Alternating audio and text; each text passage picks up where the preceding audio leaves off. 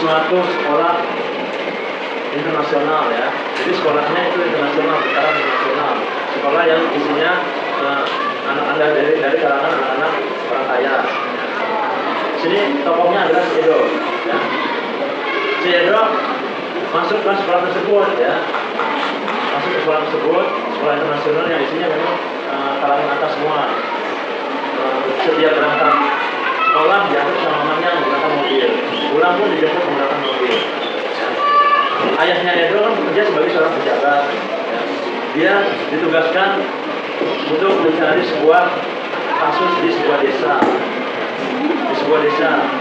Jika Edo sudah nyaman sekolah di sekolah internasional, itu harus berpikir, harus mengikuti pekerjaan ayahnya. Ya, ketika ayahnya pindah, dia juga ikut pindah sekolah. Gitu. Padahal itu sudah terbiasa. Ya, yang di sekolah internasional dia ikuti bahasa Inggris, mengikuti les matematika, mengikuti les musik. Jadi dia akademisnya bagus sebenarnya kalau di sekolah yang internasional itu ya. Nah, kemudian ketika ayahnya bekerja dipindahkan ke desa, dari kota yang maju ke desa, akhirnya sekolah-sekolah negeri, sekolah-sekolah kota jauh dari rumah yang si ayahnya itu bekerja. Nah, akhirnya Edo pindah, ikut sekolahnya ikut pindah juga, ikut ayahnya ke desa. Edo ikut ayahnya ke desa, akhirnya pindah sekolah di desa. Bagaimana keseharian si Edo? Keseharian si Edo masih seperti layaknya biasa.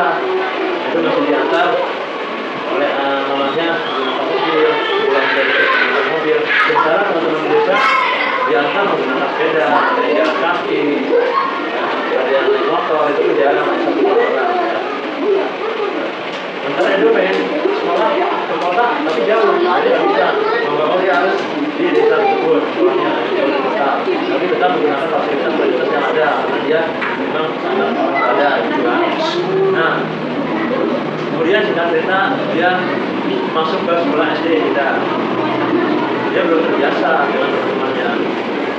Teman-temannya berkenalan dengan Edo. Hanya saja si Edo belum bisa bersosialisasi dengan baik. Kenapa? Karena penyelesaiannya sebelah. Nah, ketika itu si Edo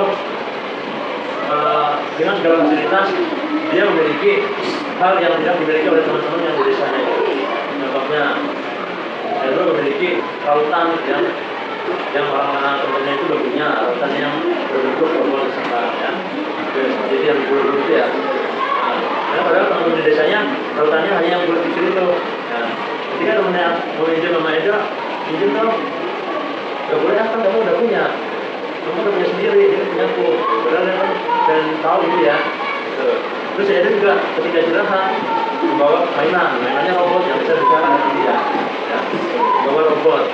Terus teman-temannya mendekati, Edo aku punya robot gitu ya. Nah, ketika ditanya, ya kan jika di sama mama saat aku juara kelas gitu. Itu dong, gak boleh, itu mahal. Itu berapa punya 2 juta. Robotnya bisa bicara sama dia gitu. Robot kecil gini bisa bicara. Nanti rusak, jangan itu nanti yang aku. Oke, gitu ya. Terus suatu hari ketika dia bersekolah, Edo yang biasanya jajannya juga dikasih mamanya 50.000, nah ini juga dikasih bekal juga sama mamanya ya. Nah sekarang di desa dia ketika ingin jajan di luar, dia tidak bisa menyesuaikan makanan yang ada di desa. Makanannya berbeda dengan di kota. Jadi akhirnya dia setiap hari bawa bekal. Bekalnya pun makanannya yang biasanya terbuat dari keju ya. Makanannya yang terbuat dari olahan keju banyak kan. Dia kebiasaan seperti itu.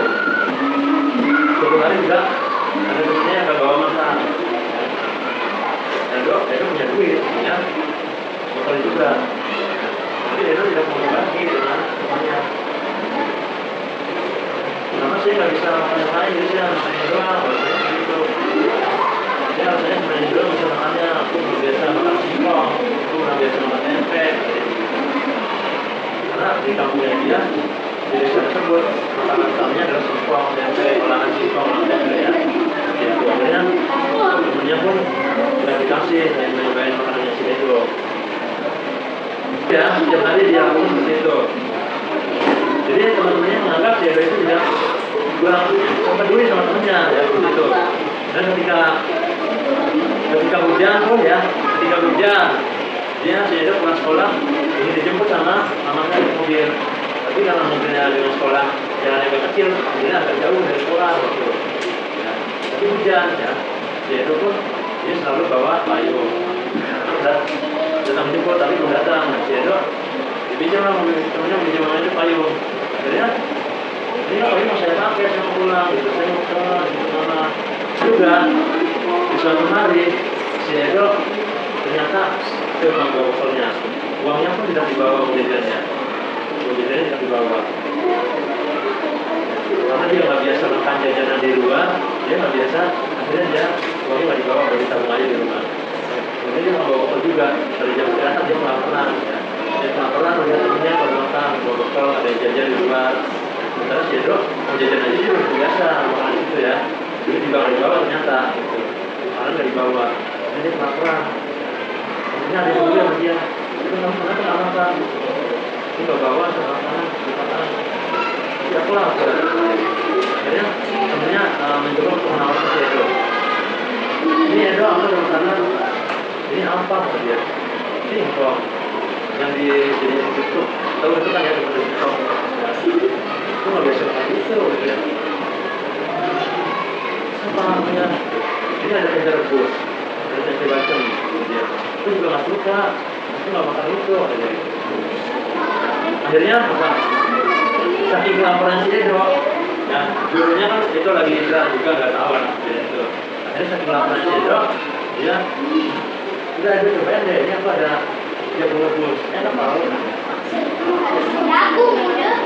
Ya udah akhirnya dimakan ya, makan dimakan. Terus juga apa namanya, singkongnya juga yang bentuknya coba makan. Ya, ternyata enak ya singkong ya. Makanya kamu coba dong. Kanan sini emang kasih singkong. Ya, dari situ lah si Edo sadar ya. Oh ternyata teman-teman itu baik ya. Nah, pada hari berikutnya akhirnya dia langsung menjaga supaya dia tidak bawa makanan lagi, dia bawa duit. Nah, ada temennya yang kalau bawa duit gantian, akhirnya aku nggak bawa duit, aku bawa makanan. Ya udah, jadi dia ingat masalah kemarin ya. Kemarin dia makan sama dia, akhirnya dikasih lah duit. Ini nggak itu makan, jajan. Nah, dia juga, nah sudah baik, ya. Akhirnya si Edo bisa berbaur lah, maksudnya dia sadar bahwa ternyata berbagi itu perlu ya, berbagi itu perlu, tidak hanya makanan saja, kita berbagi itu pun juga bisa. Pasti bisa kalau menanam peninggalan, ya. Peninggalan itu nanti kalau kita menanam sesuatu teman, ya, akan dibalas ya, akan ada balasnya nanti dalam orang Tuhan. Ya. Ketika kita menanamkan sesuatu yang baik, kita nggak usah perlu menanam peninggalan. Nanti yakinlah saat Tuhan akan balas itu. Nah, di sini cerita Edo adalah cerita anak kelas SD yang memang perlu disikapi ya. Bagaimana sih sikap seorang siswa terhadap lingkungannya, terhadap sosial. Inilah tugasnya seorang anak SD. Kalian bersosialisasi itu tidak usah berpilih teman ya. Nah, ceritanya sampai di sini. Nah, kenapa guru ingin bertanya? Nah, pesan apa yang bisa kamu ambil dari cerita tersebut? Ya, coba. Satu apa? Apa? Tidak berlima. Oke. Dua. Dua apa? Bagi. Tiga.